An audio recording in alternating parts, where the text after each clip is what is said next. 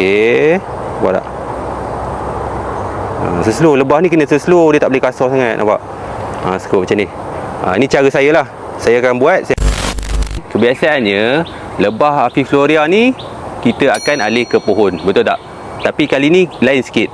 Yang mana untuk lebah Aviflora ni saya nak ambil bahagian madu dia.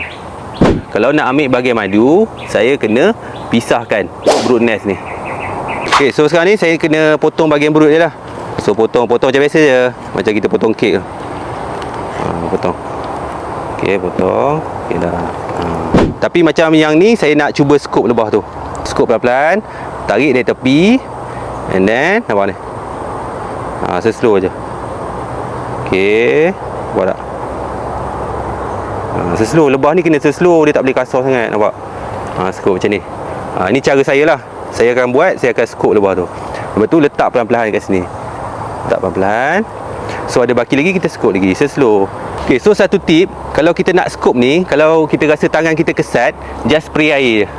Spray air sini, okay, dah cukup. Lepas tu kita skop lah. So dia tak adalah macam, dia smooth sikit kalau pakai air. Macam ni cara skop dia. Setiap spesies lebah, dia punya skop tu lain-lain cara dia. Dia tak sama.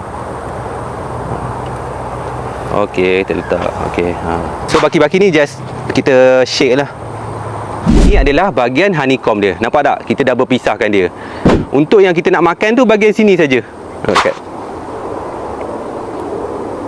Lepas kita dah selesai ambil honeycomb, nampak tak ada brood? Okey, so kita boleh buat dua pilihan lah. Sama ada kalau kita rajin, kita ikat brood ni dekat pokok, lepas tu kita skop lah lebah-lebah ni. Kalau ada queen, kita boleh check queen. Dan ada satu lagi pilihan yang kedua, kita biar dia pindah secara semula jadi, ataupun dia pergi mana-mana, itu pun boleh. Tapi kalau kita nak ikat brood tu, mungkin dia jadi banyak kerja lah. Tapi saya bagi suggest untuk korang lepaskan dia saja macam ni. Dia akan cari tempat baru, nanti queen bawa lah lebah pekerja ni akan pindah di kawasan yang baru. Yang penting lebah tu dalam keadaan yang selamat dan tak mati. Okey, clear Okey, itu saja perkongsian dari saya. So ada apa-apa nak tanya, boleh tanya di komen. Okey, bye bye.